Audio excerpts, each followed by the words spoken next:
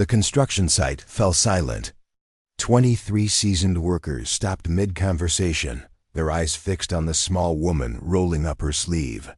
What they saw there would change everything they thought they knew about the quiet contractor, who'd been working alongside them for 3 months. Before we jump back in, tell us where you're tuning in from, and if this story touches you, make sure you're subscribed because tomorrow I've saved something extra special for you. The morning fog clung to the steel beams of the Riverside Municipal, complex like a shroud, casting everything in shades of gray that matched the skeptical expressions on the crew's faces. Sarah Chun adjusted her hard hat and checked her tool belt one final time before stepping out of her pickup truck. The parking lot gravel crunched beneath her boots as she made her way toward the job trailer, where the familiar sound of raucous laughter and crude jokes already filled the air. "Look who finally decided to show up," called out Marcus Delano, the crew's self-appointed comedian, his voice carrying across the lot. "Little lady's probably been home making sandwiches for lunch." Sarah said nothing, just signed in on the clipboard and grabbed her work assignment from the foreman's desk. 3 months into this job, and the routine never changed. The same jokes, the same condescending smirks, the same assumption that she didn't belong here among the concrete and steel. The Riverside project was massive, a 4-story government building that would house the city's new administrative offices. Sarah had been brought on as an independent contractor, her reputation for precision electrical work preceding her. At least that's what her resume suggested. What it didn't mention was the years of experience that had shaped her into something far more formidable than anyone on this crew could imagine. "Chun, you're on the 3rd floor today," barked Tony Valdez, the foreman whose weathered face bore the scars of 30 years in construction. "We need those junction boxes installed before the inspectors arrive Thursday." Sarah nodded and headed for the freight elevator, her movements efficient and purposeful. Behind her, she heard the familiar whispers that followed her everywhere on this job site. "Still can't believe they hired her," muttered Jake Patterson, a burly man whose arms were covered in tattoos depicting everything from skulls to eagles. "This is no place for someone like that." "Someone like what?" asked Danny Rodriguez, the youngest member of the crew at 22, his voice carrying genuine curiosity rather than malice. "You know," Jake replied, lowering his voice but not enough to keep Sarah from hearing. "Small, quiet, probably never lifted anything heavier than a coffee cup in her life." The elevator doors closed, cutting off their conversation, but Sarah had heard enough. She'd been hearing variations of the same theme for months now. The assumption that her 5'4" frame and preference for working in silence made her somehow less capable than the men who dominated this industry. The 3rd floor was a maze of exposed electrical conduits and half-finished drywall. Sarah set down her tool bag and surveyed the work ahead. Junction boxes needed to be mounted, wires needed to be run, and everything had to be done to code. It was meticulous work that required both technical knowledge and physical endurance. She started with the corner unit, measuring twice and cutting once, her movements precise and economical. The weight of the electrical components didn't faze her. She'd handled much heavier equipment in far more challenging conditions, but her coworkers didn't know that. They saw what they expected to see, a woman who looked out of place in their world of hard hats and heavy machinery. Around 10:30, the crew took their first break. Sarah continued working, preferring the solitude to the inevitable commentary that would come as she joined them in the break area. Through the open windows, she could hear their voices drifting up from the parking lot below. "I'm telling you, she's not pulling her weight," came Marcus's voice, distinctive even from 3 floors up. "Yesterday I had to redo half the connections she made on the 2nd floor." This was news to Sarah, who had checked and double-checked every connection she'd made. She'd been doing electrical work for longer than Marcus had been out of high school, but she let the comment pass. Arguing would only give them more ammunition. Maybe she's just not cut out for this kind of work, suggested another voice. Carl Brennan, the crew's unofficial spokesperson for everything wrong with the modern world. No offense, but some jobs are just better suited for men. That's not fair, Danny's voice cut through the group. She works harder than half of us, and she never complains. Kid's got a point, added Vincent Torres, one of the older crew members who rarely spoke up during these discussions. I've been watching her work. She knows what she's doing. But Vincent's support was quickly drowned out by the majority opinion. Sarah had become the crew's favorite target, not because she was incompetent, but because she was different. She didn't engage in their banter, didn't share stories about weekend drinking binges or failed relationships. She showed up, did her work, and went home. In their world, that made her suspect. The morning progressed without incident until around 11:45, when a commotion erupted on the second floor. Sarah was installing her 6-junction box when she heard shouting and the sound of running footsteps. She set down her drill and listened. "Get the foreman!" Someone yelled. "Jake's trapped under the beam." Sarah's training kicked in immediately. She grabbed her tool bag and headed for the stairs, taking them 2 at a time. On the second floor, she found chaos. A support beam had shifted during installation, pinning Jake Patterson beneath it. The crew was gathered around, some trying to lift the beam, others arguing about the best course of action. "We need to call 911, Marcus was saying, his earlier bravado replaced by panic. "Move him carefully," Vincent added. "We don't know what's injured." "Don't move him at all," Tony ordered. "Wait for the paramedics." Sarah assessed the situation. Quickly, Jake was conscious but clearly in pain, his leg trapped beneath the 1,000-pound steel beam. The crew's attempts to lift it had been unsuccessful. They lacked the proper leverage and coordination. More importantly, they were running out of time. Jake's color was getting worse, and Sarah could see signs of shock setting in. "Step back," she said quietly, but her voice carried authority that made everyone turn. "Sarah, this isn't the time," Tony began. "I said step back." Her tone was sharper now, cutting through the noise. "Vincent, I need you on the left side. Danny, take the right. Marcus, find me a pry bar and 2 lengths of pipe from the supply room. What are you doing?" Jake managed to ask, his voice strained. "Getting you out of there." Sarah was already positioning herself at the beam's fulcrum. Point, calculating angles and leverage ratios in her head. "On my count, everyone lifts together. Vincent, you pull Jake clear as soon as there's room." "Hold on," Carl interjected. "We should wait for the professionals." Sarah fixed him with a stare that made him take an involuntary step backward. "I am a professional." Marcus returned with the equipment, and Sarah quickly set up an improvised lever system using the pipes and pry bar. The physics were straightforward. She needed to create enough mechanical advantage to lift the beam high enough for Jake to be extracted safely. "Everyone ready?" she asked, taking her position at the lever. "On 3, 1, 2, 3. The beam rose 6 inches, then 8. Vincent grabbed Jake under the arms and pulled him clear just as Sarah's makeshift lever system reached its limit.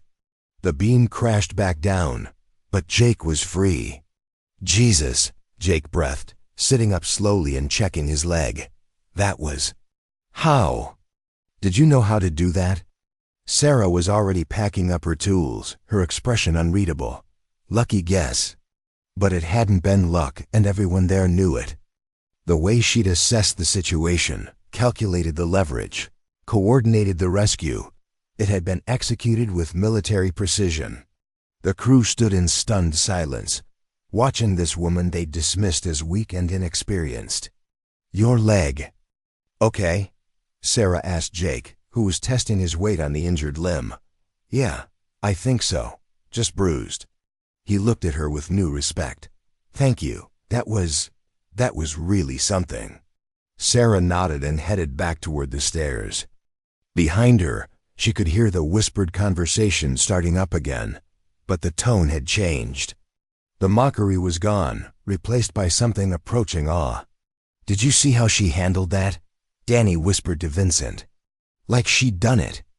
"Before," Vincent replied. "Like she'd done it 100 times." The afternoon shift proceeded differently.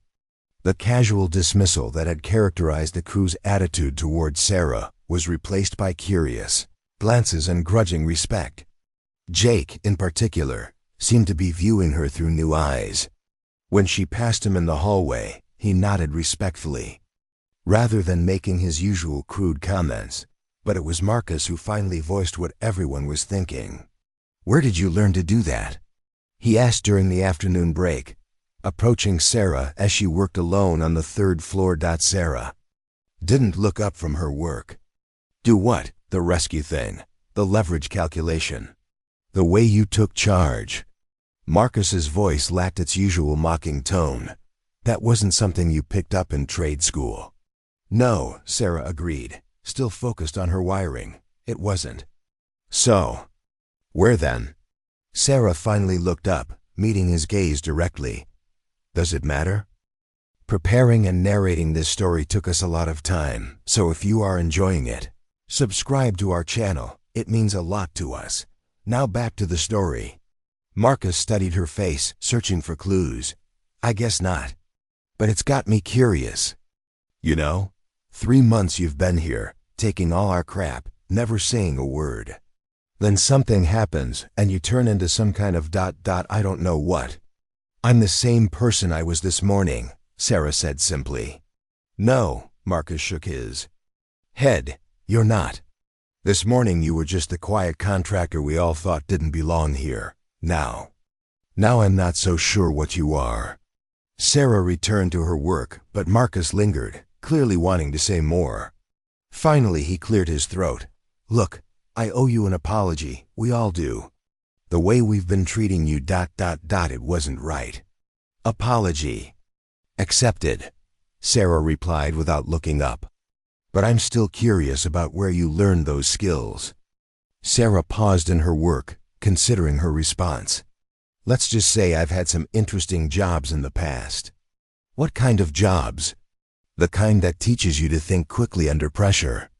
It wasn't really an answer, but Marcus seemed to understand that it was all he was going to get. He headed back downstairs, leaving Sarah alone with her thoughts and her work. The rest of the afternoon passed quietly, but Sarah could feel the change in atmosphere. The crew's attitude toward her had shifted, and she knew it was only a matter of time before someone figured out why her rescue techniques had seemed so familiar, so professional. She had hoped to complete this job without drawing attention to herself, to blend in and collect her pay without anyone asking too many questions about her background. But Jake's accident had forced her hand, revealing skills she'd spent months trying to keep hidden. As closing time approached, Sarah finished her work for the day and began packing up her tools. The 3rd floor was quiet now, the other workers having finished their tasks and headed home.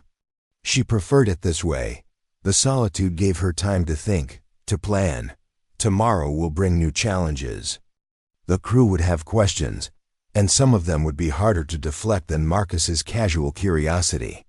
She'd seen the way Vincent had watched her during the rescue, his experienced eyes noting details that others might miss. Tony, too, had been studying her with the intensity of a man who'd spent decades learning to read people. But for now, she was just Sarah Chun, contractor, heading home after another day's work. The questions would come soon enough. As she walked toward the elevator, she caught sight of her reflection in one of the building's windows. In the dying light of the afternoon, she looked like any other construction worker, hard hat, tool belt, work clothes dusty from the day's labor. But she knew that beneath the surface, beneath the carefully constructed facade of the quiet contractor, lay a history that would surprise everyone who thought they knew her. The elevator doors closed, carrying her down to the parking lot where her truck waited. Tomorrow would bring new challenges, new questions, and quite possibly new revelations about the woman they'd all underestimated. But that was tomorrow's problem. Tonight, Sarah Chun was going home. Tuesday morning brought unexpected visitors to the Riverside construction site. Sarah noticed the black sedan parked near the job trailer as she pulled into the lot, its government plates catching the early sunlight. Two men in suits stood beside it, their posture and bearing immediately recognizable to someone with Sarah's background, federal agents. She kept her expression neutral as she walked past them, but her mind was already calculating possibilities. The timing was too convenient to be coincidental. Less than 24 hours after she'd revealed tactical skills that shouldn't belong to an electrical contractor. "Chun," Tony's voice carried across the lot. "Got a minute?" Sarah approached the job trailer where Tony stood with the two agents. Up close, she could see their credentials clipped to their breast pockets. Department of Defense, Office of Inspector General. "This is Agent Harrison and Agent Webb," Tony said, his confusion evident. "They're asking questions about yesterday's incident." Agent Harrison, a thin man with prematurely gray hair, stepped forward. "Miss Chun, we understand you played a role in rescuing an injured worker yesterday." "I helped lift a beam," Sarah replied. Carefully, anyone would have done the same. "Anyone with advanced tactical training, perhaps," Agent Webb interjected. She was younger than her partner, with sharp eyes that missed nothing. The leverage calculations, the command presence, the emergency response protocols. These aren't skills typically found in civilian contractors. Tony looked between them, pieces of a puzzle he didn't understand starting to form. "What exactly are you getting at?" "We're conducting a routine security clearance verification," Harrison said smoothly. "Miss Chun's background requires periodic review due to the nature of her previous employment." Sarah felt the familiar tightness in her chest that came with exposure. She'd spent 3 months building a carefully constructed identity, and now it was unraveling because she'd chosen to save a man's life. Previous employment? Tony's voice carried a note of suspicion. "Sarah, what aren't you telling us?" Before she could answer, Marcus appeared around the corner of the trailer, followed by several other crew members. Word traveled fast on construction sites, and the presence of federal agents was too intriguing to ignore. "Everything okay here?" Marcus asked, though his tone suggested he already knew it wasn't. Agent Webb consulted her tablet. "Miss Chun, your discharge papers indicate you left active duty 18 months ago. Are you currently in contact with any former colleagues from your unit?" The question hung in the air like a challenge. Sarah could feel the crew's attention focused on her, their curiosity shifting towards something more intense. Jake Patterson, his leg still bandaged from yesterday's incident, pushed through the group. "Unit?" he repeated. "What unit?" Sarah made a decision. The careful facade she'd maintained was cracking anyway, and attempting to deflect would only make things worse. "Navy," she said simply. "Navy?" Danny Rodriguez's voice cracked slightly. "Like the Navy? "Special Operations," Agent Harrison added, apparently deciding that discretion was less important than thoroughness. Miss Chun served with distinction in several classified operations before her discharge. The construction crew absorbed this information with varying degrees of shock. Vincent Torres, who'd served in the Army during the Gulf War, was the first to speak. "Jesus Christ," he breathed. "You're military." "Former military," Sarah corrected. "What kind of special operations?" Carl Brennan asked, his earlier dismissiveness replaced by wary respect. Agent Webb looked up from her tablet. "That information is classified. But I can tell you that Miss Chun's service record includes multiple commendations for valor under fire." Tony rubbed his forehead, trying to process this revelation. "So when you said you'd had interesting jobs in the past?" "I wasn't lying," Sarah said. "I just wasn't being specific." Marcus stepped closer, his expression a mixture of amazement and embarrassment. "The way you handled yesterday's rescue, that was military training." "Combat engineering," Sarah confirmed. Among other things. Other things? Jake asked. Sarah looked at the federal agents, who nodded almost imperceptibly. Demolitions, close quarters combat, advanced tactical medicine, electronic warfare. The crew stood in stunned silence, processing the transformation of their quiet colleague into something far more formidable than any of them had imagined. "Why didn't you tell us?" Danny asked, his voice carrying hurt rather than accusation. "Because this is what happens when people find out." Sarah gestured toward the agents and the gathering crowd. "I wanted to work construction, not be defined by what I used to do." Agent Harrison cleared his throat. "We've completed our verification. Ms. Chun, your security status remains current. We'll be in touch if we need anything further." The agents left as quickly as they'd arrived, leaving behind a construction crew that was looking at Sarah with entirely new eyes. The woman they'd spent 3 months dismissing as weak and out of place had just been revealed as a decorated special operations veteran. "Holy shit," Marcus said finally. "We've been giving you grief for 3 months, and you could probably kill us all with a screwdriver." "I'm not in the habit of killing coworkers," Sarah replied dryly. "But you could if you wanted to," Carl said. And there was something approaching awe in his voice. Sarah picked up her tool bag. "I'm going to get back to work now. We still have a building to finish." She headed toward the elevator, but Vincent caught up with her before she reached it. "Sarah, wait." His voice was quiet, respectful. "I served too. Army, 91 to 95. I know what it's like, coming back to civilian life." Sarah paused, studying his weathered face. "Do you?" "The adjustment, yeah. The way people look at you is different. Once they know, like you're something dangerous they need to be careful around." "Are you dangerous?" Sarah asked. Vincent considered the question seriously. "I was, but that was a long time ago, and I was never in your league. Special operations, that's a different level entirely." "It's just training," Sarah said. "Skills that hopefully I'll never need to use again." "But you still have them." "Yes, I still have them." Vincent nodded slowly. "The guys are going to have questions, probably a lot of questions." "I figured they would. You don't owe them answers, you know. Your service, your business." Sarah looked at him with surprise. "Thank you for saying that. I mean it. But I'm also curious about one thing, if you don't mind me asking." "What's that?" "Why construction? With your background, your skills, you could probably have any job you wanted. Why choose this?" Sarah was quiet for a long moment, considering. Her answer, "Because it's real," she said finally.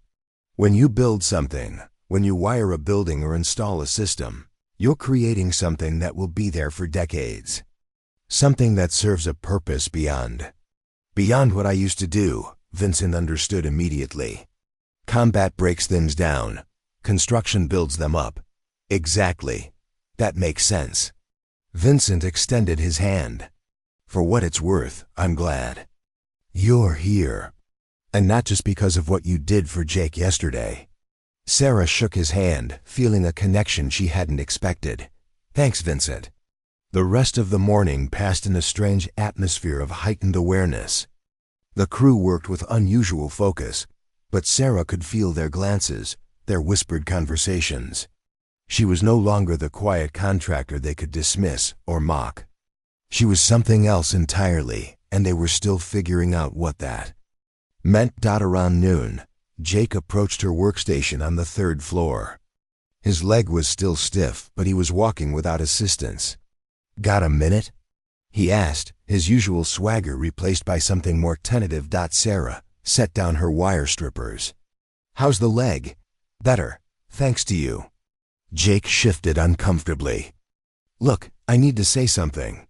The way I've been acting these past few months, the comments, the jokes, the general asshole behavior, I'm sorry. You didn't know," Sarah said simply.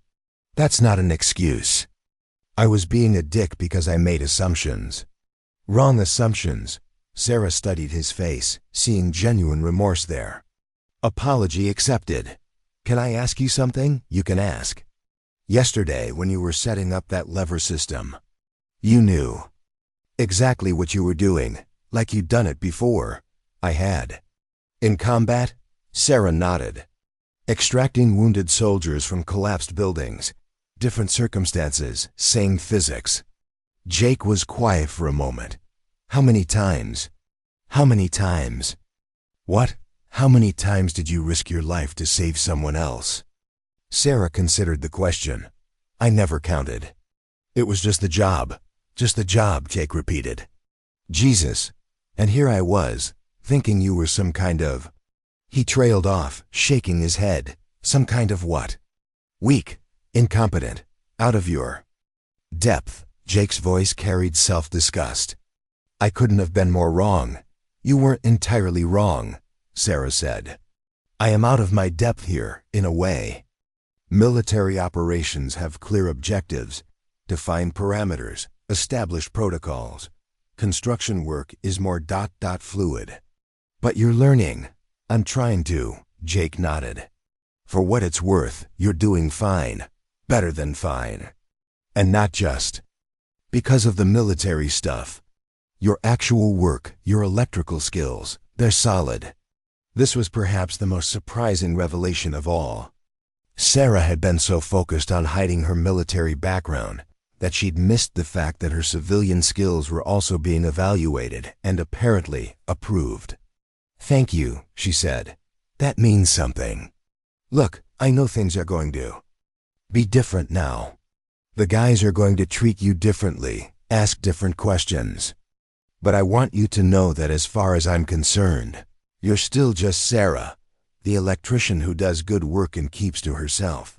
Even knowing what you know now, especially knowing what I know now, takes guts to walk away from that life and start over doing something completely different.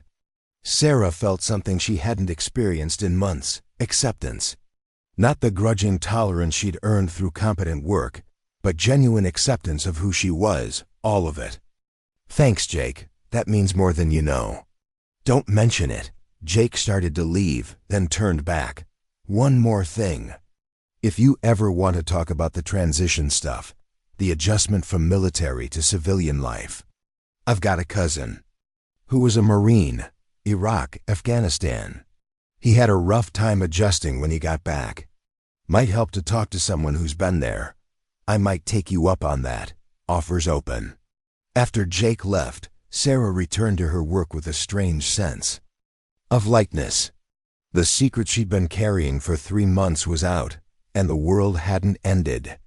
Her coworkers knew who she really was, and most of them seemed to be handling it better than she'd expected. But she also knew that this was just the beginning. Word would spread beyond the immediate crew. Other contractors, supervisors, city officials, they would all learn about the special operations. Veteran working as an electrical contractor on the Riverside project. Some would be curious, others suspicious. Still others would want to exploit her background for their own purposes. Afternoon brought a steady stream of visitors to the 3rd floor. Danny Rodriguez appeared with questions about military life. Vincent Torres shared stories of his own service. Even Carl Brennan, who'd been one of her harshest critics, approached with what seemed like genuine respect. But it was Marcus who presented the most interesting development. I've been thinking, he said, appearing at her workstation around 3 o'clock. About what happened yesterday, about your background, about the way we've been treating you. And we could use someone like you. Sarah set down her tools. What do you mean? The crew, I mean. This job, yeah, but also future jobs. Construction can be dangerous work, and most of us don't have any real training in emergency response. You do. You want me to teach emergency response? I want you to be part of the team. Really part of it. Not just the quiet contractor who shows up and does her work, but someone who contributes her full skill set. Sarah considered this proposition. What would that look like? Safety training. Emergency response protocols. Maybe even some of the Tactical stuff if it applies to construction situations. And in return? Marcus grinned. In return, we stop treating you like an outsider and start treating you like the badass professional you actually are. It was an unexpected offer, and Sarah found herself genuinely considering it. For 3 months, she'd been trying to minimize her presence, to blend in and avoid drawing attention. But maybe that approach was wrong. Maybe instead of hiding who she was, she should embrace it. I'll think about it, she said finally. Fair enough, but Sarah? Yeah? Whatever you decide, I'm glad you're here. We all are. As the workday drew to a close, Sarah reflected on the dramatic changes that had occurred in less than 24 hours. Yesterday morning, she'd been the quiet contractor that nobody took seriously. Today, she was a decorated special operations veteran whose very presence had transformed the dynamic of the entire crew. The question now was what she would do with this new reality. She could continue trying to minimize her military background, treating it as an unfortunate complication in her civilian life. Or she could embrace it, finding ways to integrate her unique skills into her new profession. As she packed up her tools and headed for the elevator, Sarah realized that for the first time in months, she was looking forward to tomorrow. The quiet contractor was quiet no more. Wednesday morning brought an unexpected challenge to the Riverside construction site. Sarah arrived to find the parking lot buzzing with activity, multiple police cars, an ambulance, and what appeared to be a bomb squad truck parked at the building's east entrance. Detective Ray Morrison approached her as she stepped out of her pickup. Ms. Chun, I'm going to need you to come with me. What's the situation? Sarah asked, her trained eyes already assessing the scene. Someone called in a bomb threat at 4 a.m., specifically mentioned the 3rd floor, your work area. They also specifically asked for you by name. Sarah's blood went cold. Asked for me how? Said they wanted to speak with the Navy SEAL working as a contractor. You're the only person fitting that description. The crew had gathered near the job trailer, their faces showing a mixture of concern and confusion. Sarah could see Tony arguing with a police supervisor, probably about work delays and project timelines. But her attention was focused on the bomb squad technician approaching them. Miss Chun? The technician, a woman in her 40s with sergeant's stripes, extended her hand. I'm Sergeant Paula Hayes, EOD. I understand you have explosive ordnance experience. Some, Sarah replied carefully. Primarily improvised devices in combat situations. We've got a situation that might benefit from your expertise.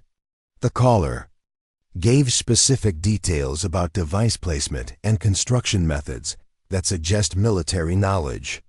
We could use someone who understands both the technical aspects and the tactical implications. Detective Morrison looked between them. Are you saying you want a civilian contractor to help with a bomb threat? I'm saying we want a decorated special operations veteran to consult on a potentially military-grade explosive device. Sergeant Hayes corrected. There's a difference. Sarah felt the familiar weight of responsibility settling on her shoulders. What can you tell me about the device? Follow me. They walked toward the building's east entrance, where the bomb squad had established a perimeter.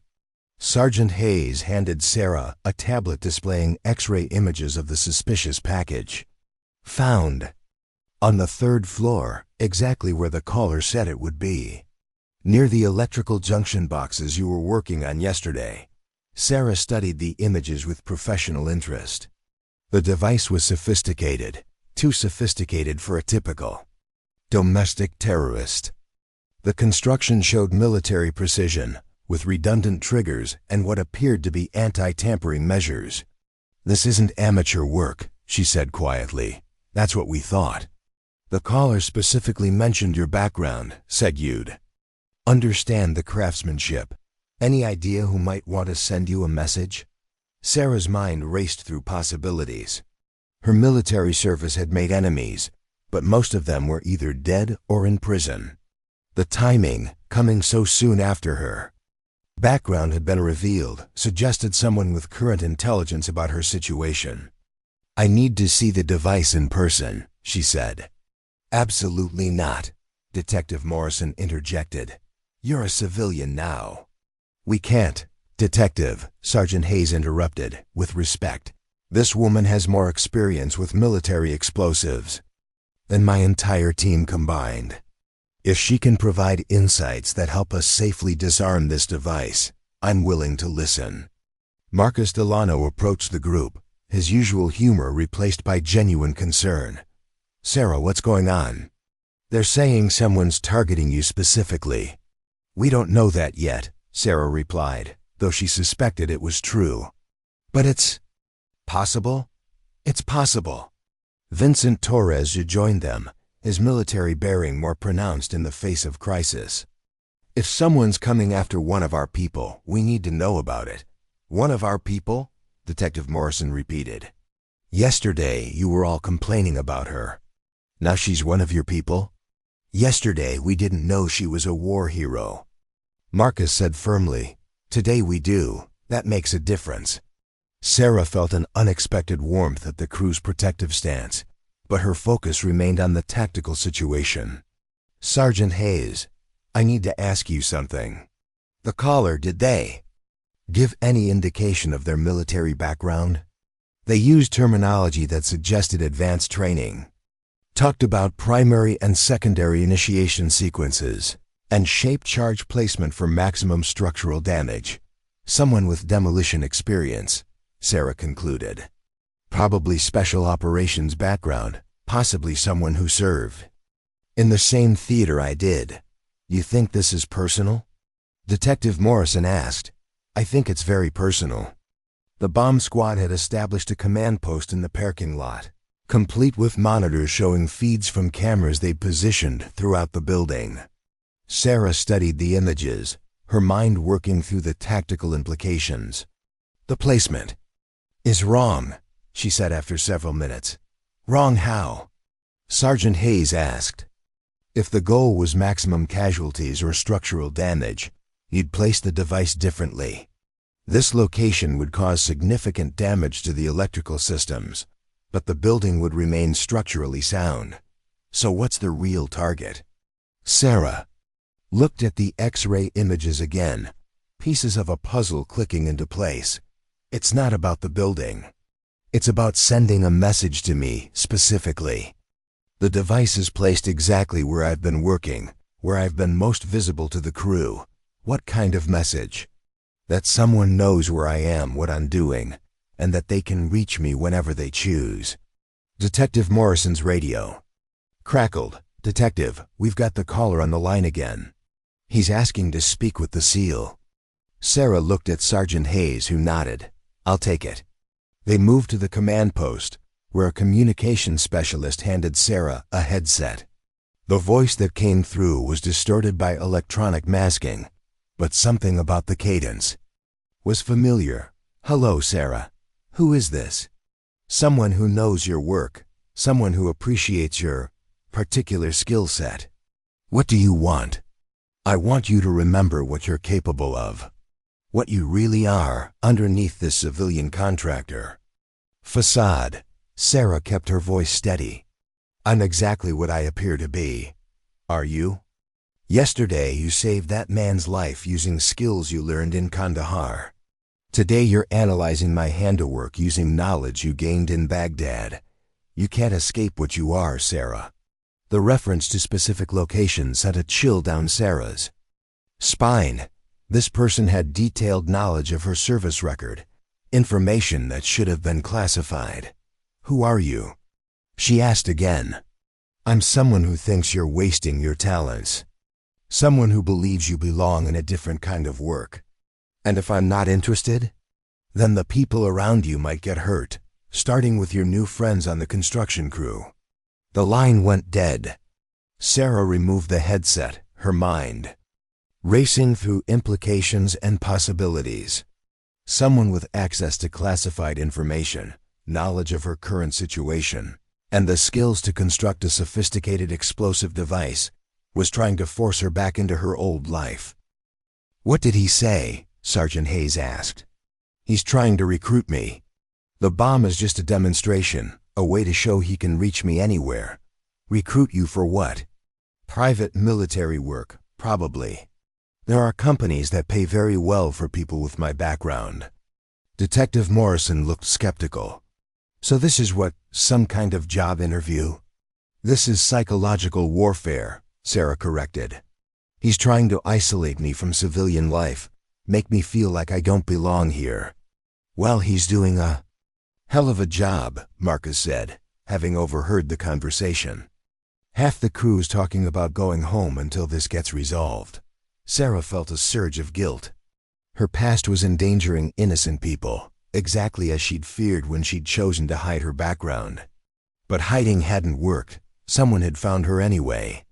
We need to disarm the device, she said to Sergeant Hayes. And we need to do it carefully. If this person is as skilled as he appears to be, there will be anti-tampering measures. You want to help with the disarming? I want to do it myself. Absolutely not, Detective Morrison said immediately.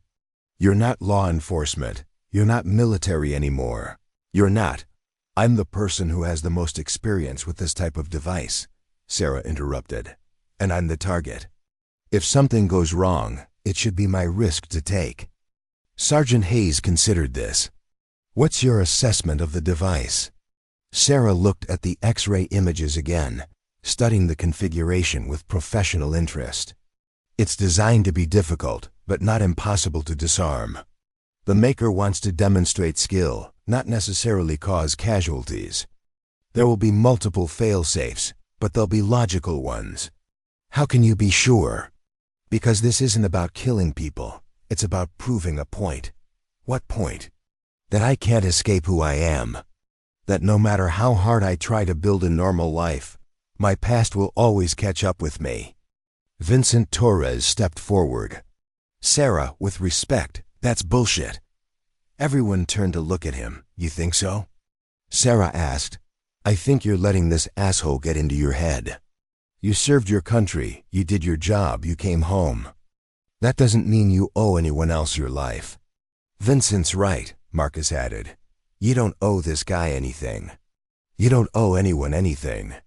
But if I don't respond to his recruitment attempt, he might escalate. Target the crew, the building, innocent people. Then we deal with that when it happens, Jake Patterson said, limping over on his still injured leg. But we don't let some terrorist dictate how you live your life. Sarah looked around at the faces of her co-workers, people who'd spent months dismissing her, who'd learned her true background only days ago, and who were now rallying to her defense. It was more support than she'd expected, more than she'd thought she deserved. All right, she said to Sergeant Hayes. Let's go disarm this thing. The bomb squad had established a safe perimeter around the device, with remote cameras providing multiple angles of view. Sarah studied the setup carefully, noting the precision of the placement and the sophistication of the construction. It's definitely military grade, she told Sergeant Hayes. But it's also designed to be disarmed by someone with the right knowledge. What makes you think that? The access points are clearly marked. The wiring is color-coded using military standards. This isn't meant to be a suicide mission. It's meant to be a test. A test of what? My skills, my nerves, my willingness to engage with this person on their terms.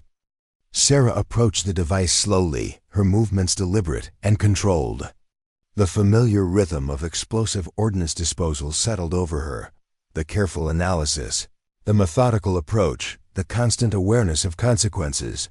Primary trigger mechanism is pressure sensitive, she reported through her radio. But there's a secondary timer system that appears to be the actual threat. How much time? Sarah studied the digital readout. 47 minutes, but that's not the real timeline. What do you mean? The caller will contact us again in 30 minutes.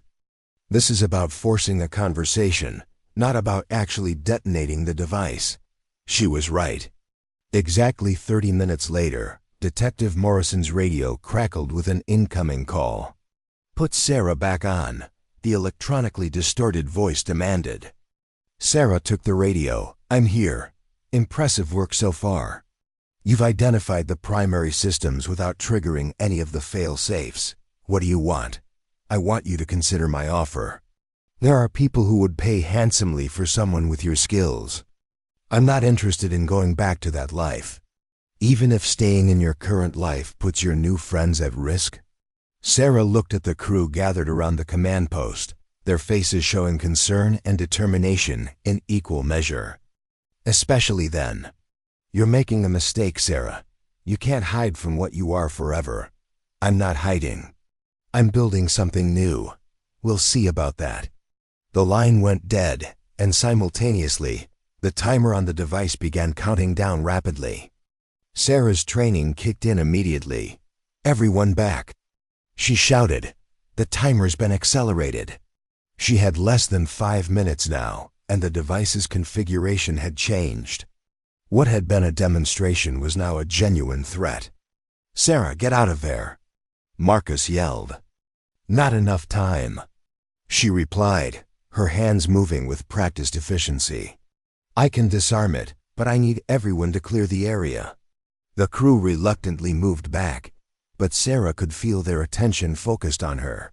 Vincent Torres took charge of the evacuation, his military training evident in his calm commands. 2 minutes. Sergeant Hayes called out. Sarah's hands remained steady as she worked through the disarming sequence. The device was more complex than she'd initially realized, with multiple redundant systems that needed to be addressed in precise order. 60 seconds. The final wire was the most dangerous. Cutting it would either stop the timer or trigger an immediate detonation. Sarah studied the configuration one more time, trusting her training and experience. 30 seconds. She made the cut. The timer stopped at 14 seconds.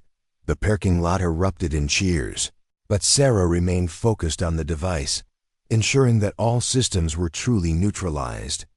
Only when Sergeant Hayes confirmed that the threat was eliminated did she allow herself to relax. "Holy shit," Marcus said, approaching her with something approaching awe. "You just disarmed a bomb like it was changing a light bulb." "Training," Sarah replied simply. "That wasn't just training," Detective Morrison said. "That was expertise at the highest level." Sarah looked around at the faces of her co-workers, seeing not fear or suspicion, but respect and gratitude. They'd seen her at her most dangerous, and they'd chosen to stay and support her. "So what happens now?" Danny Rodriguez asked. "Now we find out who's behind this," Detective Morrison said. "And we make sure they can't threaten anyone else." "And Sarah?" Vincent asked. "What happened to her?" Sarah considered the question. The quiet contractor facade was completely gone now, replaced by the reality of who she was and what she was capable of. There would be no going back to anonymity. "I guess we will find out if there's room in construction for someone like me," she said. "There's room," Jake Patterson said firmly.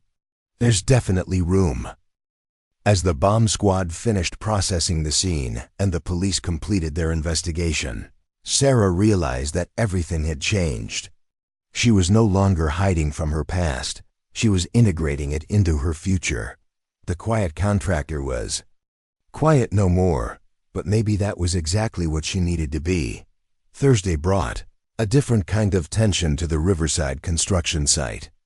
Sarah arrived to find private security personnel positioned at strategic points around the building.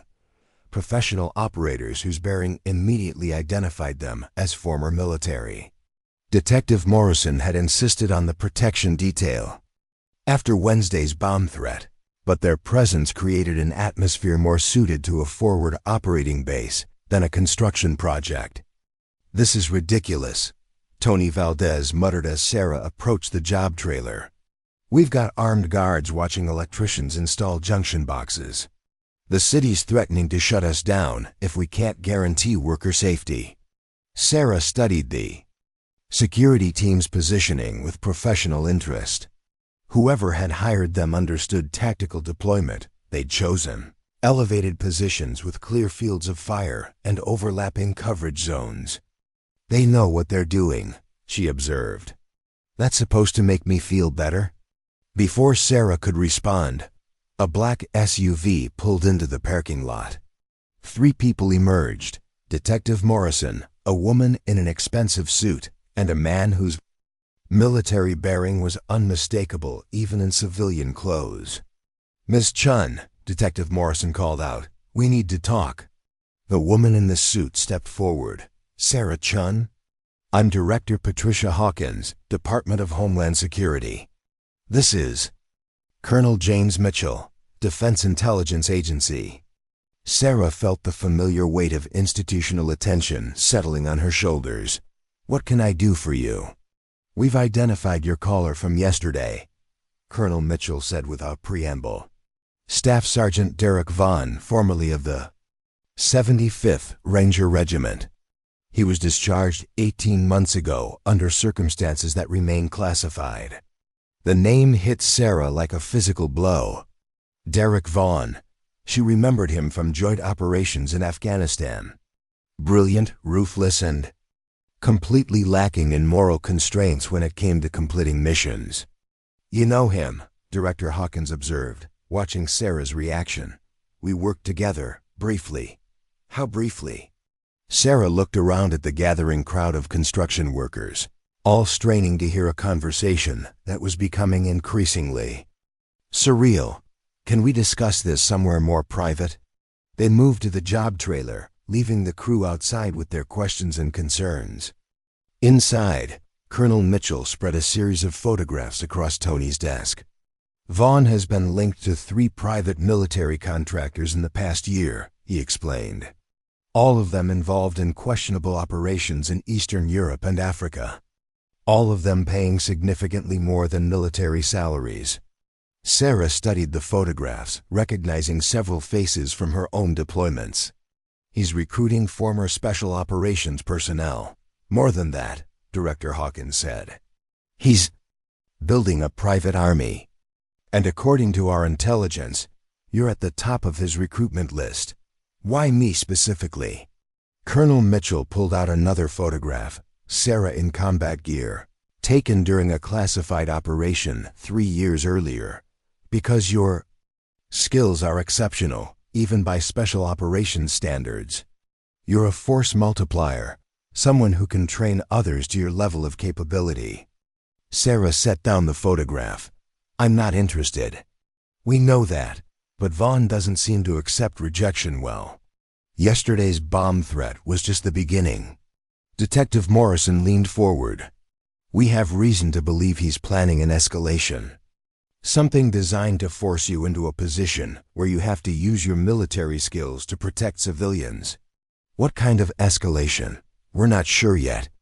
But pattern analysis suggests he'll target your new support network, the construction crew, possibly their families." Sarah felt a cold anger building in her chest. Threatening her was one thing. Threatening innocent people was something else entirely. "What do you want from me?" she asked. "Cooperation," Director Hawkins replied. "Help us find Vaughn before he hurts someone."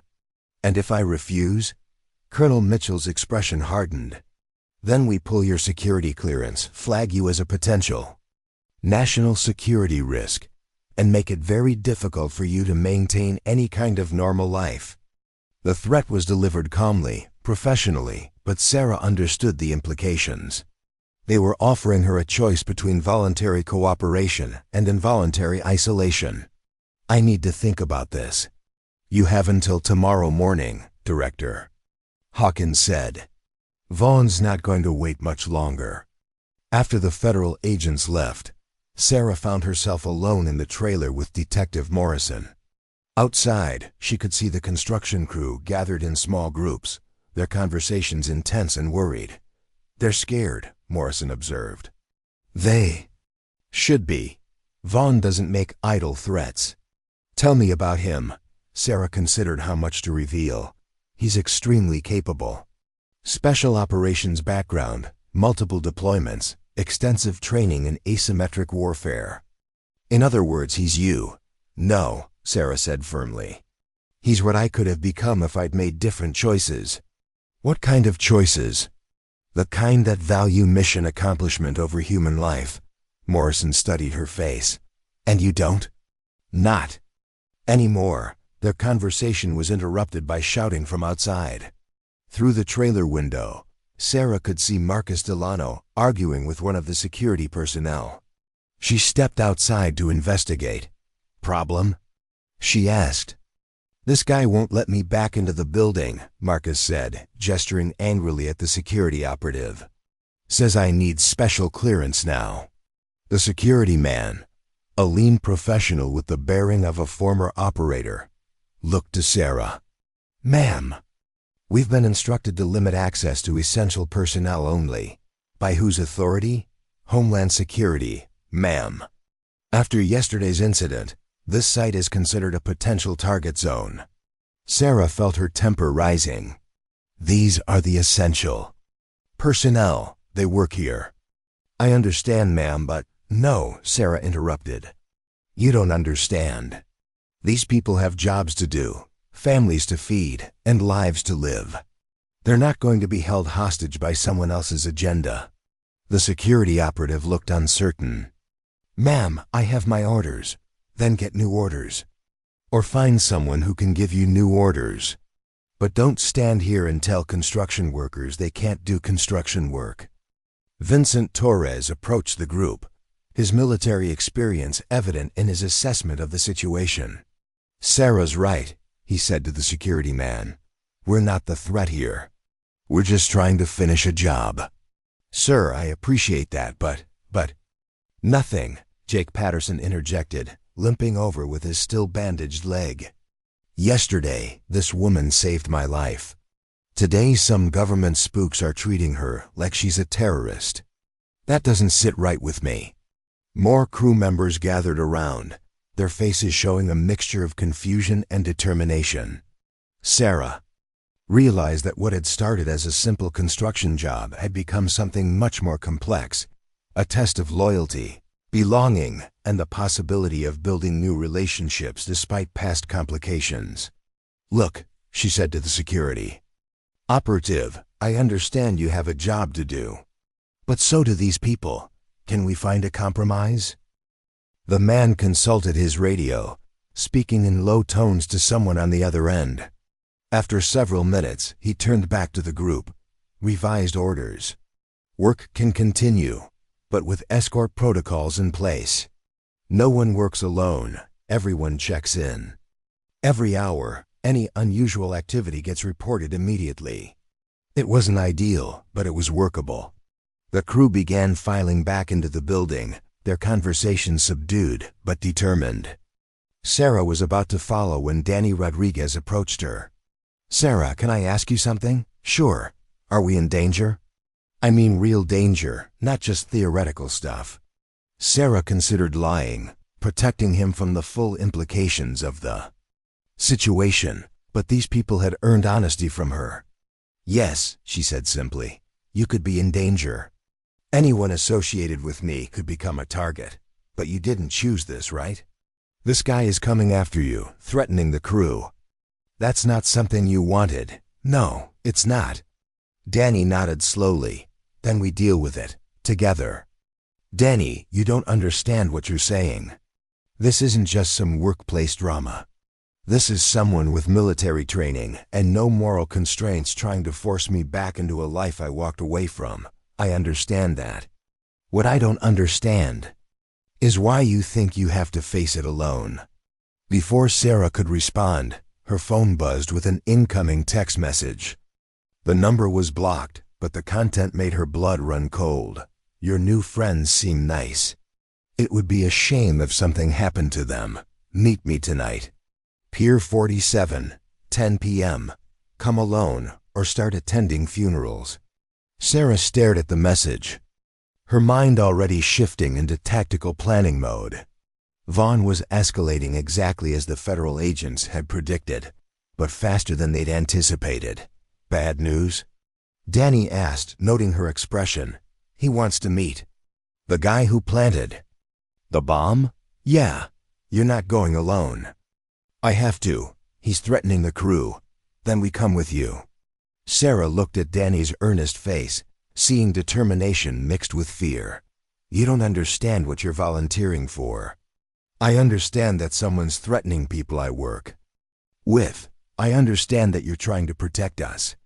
And I understand that you've been carrying this burden by yourself for too long." Marcus appeared beside them, having overheard the conversation. "Kid's right. We're in this together now." "This isn't your fight," Sarah protested. "Like hell it isn't," Vincent Torres said, joining the group. "Yesterday you disarmed a bomb to protect us. Today some asshole is threatening our workplace because he wants to drag you back into whatever cesspool you climbed out of. That makes it our fight." More crew members gathered around, their faces showing varying degrees of concern and resolve. Sarah realized that her attempt to protect them by keeping them uninformed had backfired. They were already involved, whether she wanted them to be or not. "What's the plan?" Jake asked. "There's no plan. I meet with him, find out what he wants, try to negotiate a solution that doesn't get anyone hurt. And if negotiation doesn't work," Sarah met his eyes directly, "then I do whatever it takes to keep him away from you, including going back to your old life, if necessary." The crew absorbed this in silence. Finally, Marcus spoke up. "That's not acceptable." "What?" "You sacrifice yourself to protect us. That's not acceptable." "It's not your choice to make, isn't it?" Vincent asked. "We're the ones being threatened. Don't we get a say in how we respond?" Sarah looked around at the faces of her co-workers. People who'd gone from dismissing her to defending her in the space of a few days. The transformation was remarkable, but it also made them more vulnerable. Vaughn would exploit any emotional connection she'd formed. "You don't understand what you're up against," she said finally. "Derek Vaughn isn't just dangerous, he's brilliant. He spent months planning this, studying me, figuring out how to apply pressure in exactly the right places." "Then we need to be smarter than him," Danny said. "We? You're not doing this alone anymore, Sarah. Like it or not, we're part of this." Now, Sarah's phone buzzed again. Another message. "Tick-tock, Sarah. Every minute you delay increases the risk to your construction friends." She showed the message to the group, watching their expressions harden with resolve rather than fear. "Pier 47, Marcus read. "I know that area. Used to do security work down there." "This isn't a planning session," Sarah said firmly. "This is me telling you that I'm going to handle this situation." "Wrong," Vincent said with military authority. "This is us telling you that we're going to help you handle this situation. You could get killed. So could you. So could all of us if this guy decides to escalate further." Sarah realized that her careful isolation, her attempt to protect others by keeping them at distance, had created exactly the opposite effect. By trying to shield the crew from her past, she'd made them more invested in her future. "All right," she said finally, "but if we do this, we do it right. No heroics, no unnecessary risks, and everyone follows orders without question." "Whose orders?" Jake asked. Sarah looked around at the faces of construction workers who'd somehow become something. Approaching a tactical team. "Mine." The afternoon passed in careful preparation. Sarah found herself planning not just for a meeting with a dangerous adversary, but for the safety of people who'd chosen to stand with her, despite the risks. As closing time approached, she realized that everything had changed again. She was no longer the quiet contractor trying to hide from her past, nor was she the isolated operative facing threats alone. She was something new, a bridge between worlds, someone who could protect civilians while honoring the skills that military service had given her. The question now was whether that would be enough to keep everyone alive.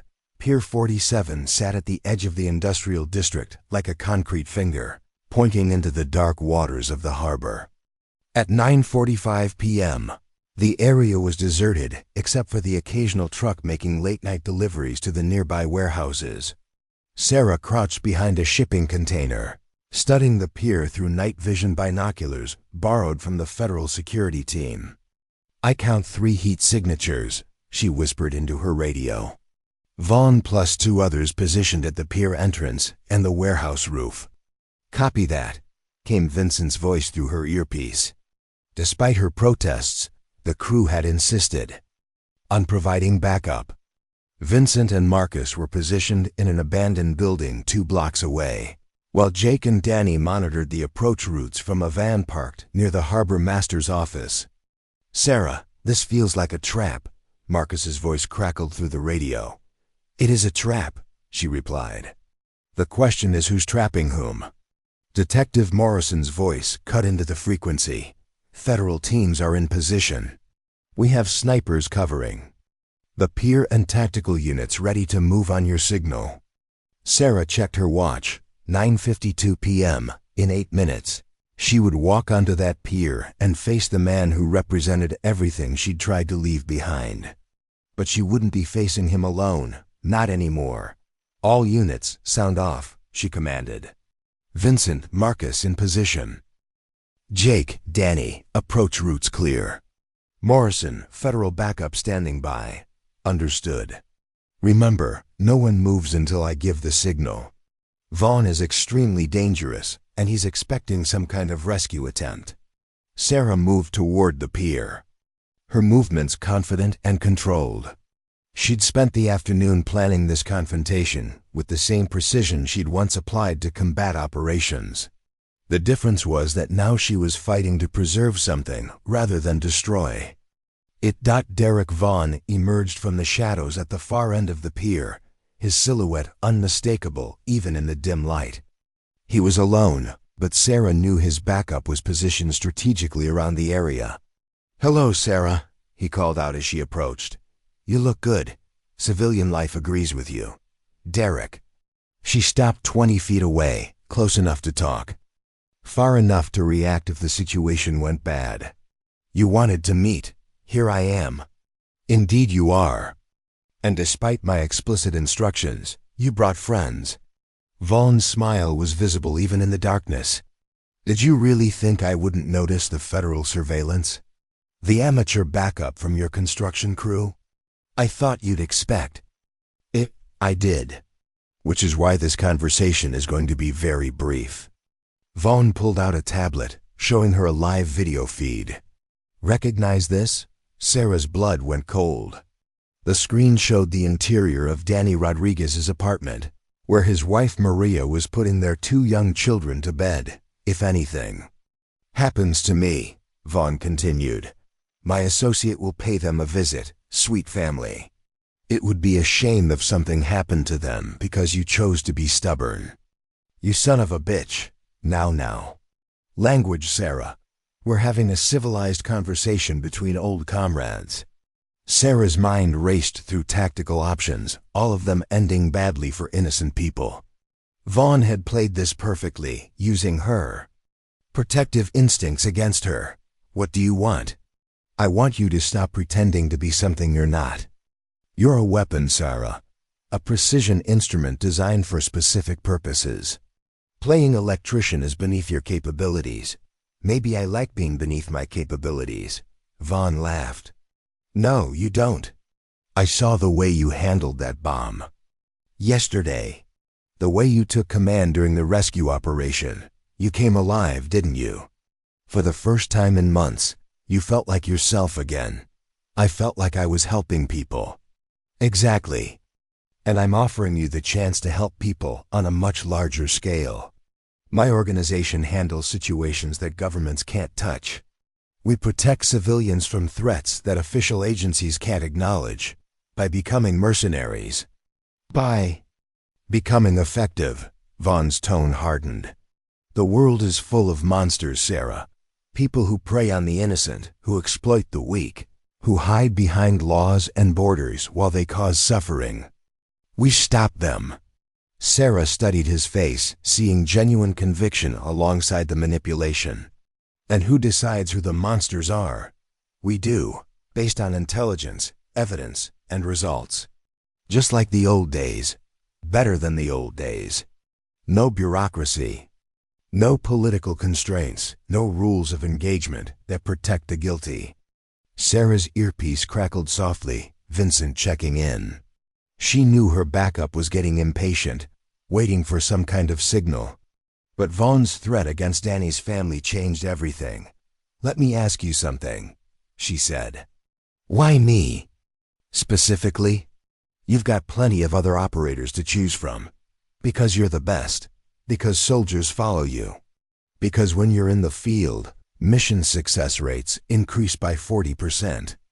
Those are statistics. Those are lives saved. Operations completed. Objectives achieved." Sarah looked out over the dark water, considering her options. Behind Vaughn's recruitment pitch lay a fundamental truth. She was exceptional at violence. And there would always be people willing to pay for that skill. "What about my crew?" she asked. "What about the people I work with now? What about them?" "They're construction workers, Sarah. They build things. You destroy things. It's not complicated." "It is complicated, because they've become my friends." Vaughn's expression shifted, showing something approaching pity. "Friends? You think these people are your friends? They tolerate you because you saved one of them from an accident. They don't understand who you really are. Maybe they understand better than you think, really." Vaughn pulled out his phone, dialing a number. "Let's test that theory." Sarah's earpiece erupted with panicked voices as Vaughn's associate moved on Danny's apartment. She could hear Morrison coordinating a response, but they were too far away to intervene in time. "Stop," she said. "Join my organization, and I'll call it off." "Sarah, don't," Vincent's voice came through her earpiece. "We'll figure something else out." "There is no something else," she replied, knowing Vaughn could hear the radio chatter. "He's got Danny's family." "Actually," came a new voice through her earpiece, "he doesn't." Sarah's heart skipped as she recognized the voice. Danny Rodriguez himself. "Danny?" she said into her radio. "Maria and the kids are fine," he replied. "They're at her mother's house. Have been since this afternoon." Vaughn's confident expression faltered slightly. "That's impossible." "My surveillance confirmed." "Your surveillance confirmed that my wife put 2 kids to bed." Danny's voice cut through the radio frequency. What it didn't confirm was whose kids they were.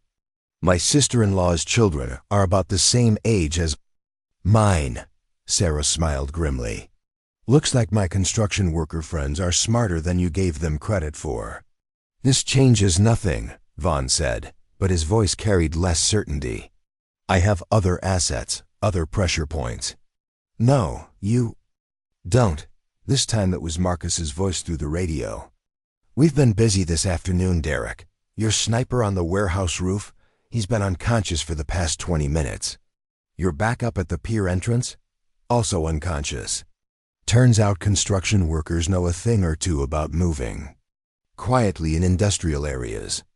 Vaughn spun around, realizing for the first time that his tactical advantage had evaporated. "How did you?" "Vincent's got military experience," Sarah explained. "Marcus used to do security work. Jake's got 2 brothers who are cops. And Danny? Danny's just really good at thinking ahead.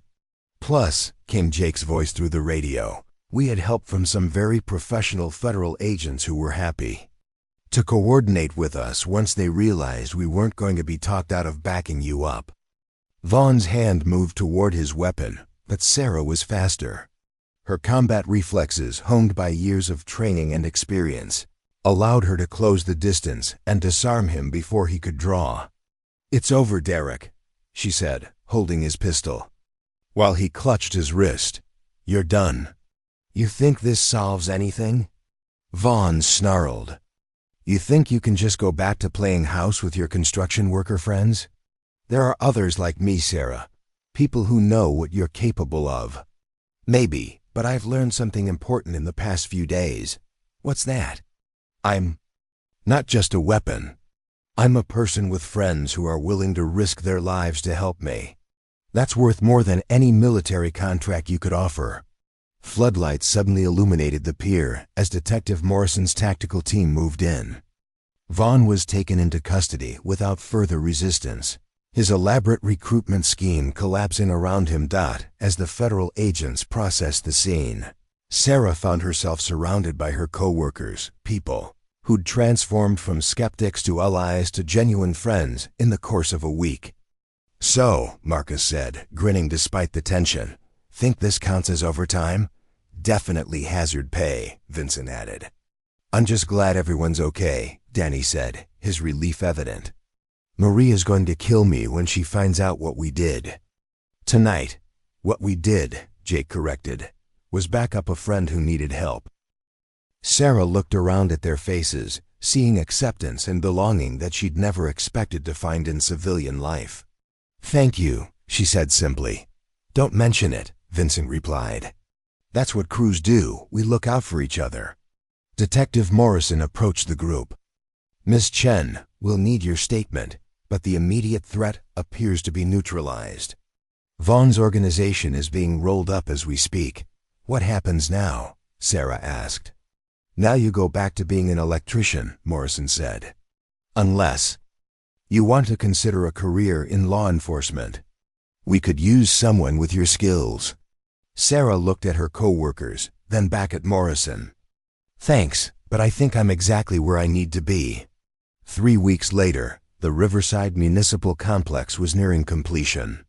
Sarah stood on the 3rd floor, installing the final junction box in the electrical system she'd been working on when this whole adventure began. The work was routine now, familiar, but no less satisfying for being ordinary. "Hey, Sarah," Danny called from across the floor. "Inspector's here for the final electrical walkthrough. Coming," she replied, gathering her tools. The building would be finished on schedule, despite the disruptions of the past month. The crew had worked with renewed focus and cooperation, their shared experience having forged bonds that went beyond professional courtesy. "You know," Marcus said as they waited for the inspector's assessment, "I've been thinking about what Vaughn said about you being a weapon, and I think he was wrong. You're not a weapon, you're a shield. You protect people. That's what you've always done, whether it was in the military or here with us." Sarah considered this. "Maybe that's the difference between us and people like Vaughn. We build things. He only knew how to tear them down." "Speaking of building things," Vincent said, approaching with an official-looking document, "I've got some news. Tony's been talking to the city about the next project, a new fire station. They want a crew with security experience, people who can handle unusual situations. Are you offering me a job, Vincent?" "I'm offering you a career with people who know who you are and don't care about anything except the quality of your work and the strength of your character." Sarah looked around at the building they'd constructed together, solid, functional, built to last. It was exactly the kind of legacy she wanted to leave. "When do we start?" she asked Dot as the afternoon sun streamed through the windows of the completed building.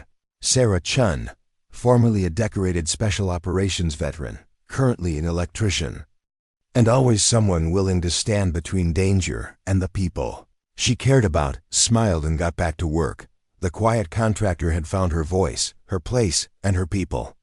And that was worth more than any military contract in the world.